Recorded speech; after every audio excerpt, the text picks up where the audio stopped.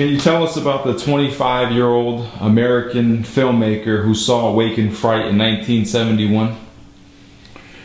Well, I went to the Cannes Film Festival, and the day my film was screened, I was in competition for the Palme d'Or, and I sat as a special seat for the director, and right in the very front of the balcony. And the jury came in, we bowed to each other, and the film started. There's a voice behind me in American, which was unusual because most of the people who sat there would be Europeans of some kind. And the voice kept saying, "Wow, wow, what a scene. Boy, this director is great, this is great." Of course, music to a director's ears to hear all this approbation, right? I didn't mind. I'd seen the film 600 times. Wasn't distracting me. And anyway, and the climax of the film, which is, I don't know whether I should give it away. I won't tell you what the climax is, but it's a rape scene, right? And he says, "Wow, this director, he's going to go all the way. He's going all the way. Oh my God, it's so great, brilliant. He went all the way." So that was towards the end. The lights go up. I look back and I see this 25-year-old young man. I wasn't that much older when I made the film. I was in my 30s. And but I went outside, and the UA PR publicity guy, I said, "There's somebody sitting behind me. Do you know who he was?" "No, I was American." I said, "No." I said, "Oh," then suddenly he just came out of the movie house. I don't know when he was coming out late. I said, "That's him." They said, "Oh, yeah.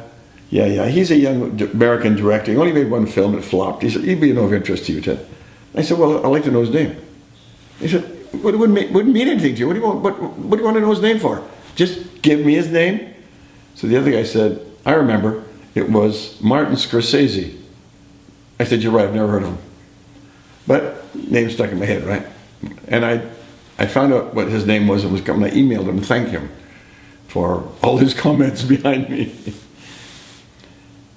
38 years later, we make this great print after the film has been lost and buried. It rises from the grave, and they hit this print. And Cannes asked for the picture, asked for this new print to be sent to Cannes.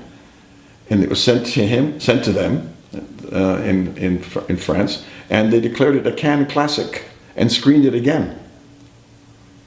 Guess who is head of the Cannes Classics department? After 38 years, he remembered my film. It was, of course, Martin Scorsese. It's one of the most amazing things that's ever happened to me, and I always treasure that moment. I mean, what? He remembered my film after he could. And Martin Scorsese has an encyclopedic knowledge of films. He's seen thousands of films, and he remembered my film. I mean, it was extraordinary. And but very funny. I never met him. I always wrote him again, thanked him for. I hope you won't think it's too boasty to say that only 2 films have ever been screened twice at the Cannes Film Festival. One was Michelangelo Antonione's L'Avventura, and my film, In Fright. At any rate, 2 years ago, there was at Oscar time, there were Oscar parties. And I'm always being invited. I go to some. I don't like going much to Oscar parties, but in this case, it was a director friend of mine, and so I went. And I see Martin Scorsese and De Niro sitting together. It was at the Beverly Hills Hotel. So I went over and said, "We've never met, Mr. Scorsese. I'm Ted Kotcheff." "Oh, man, what a great film. Blah, blah, blah, blah, blah. Yeah, I've seen your films. You're great." And then I told De Niro, I said, I told him about the story that I told you about talking all through my film in Cannes in 1971. He said, "Ted, he does that to everybody's film." But he's such a big supporter of the film. To this day, the distributors, Draft House, phoned him up and said, "We're making a new poster. Would you give us a quote?"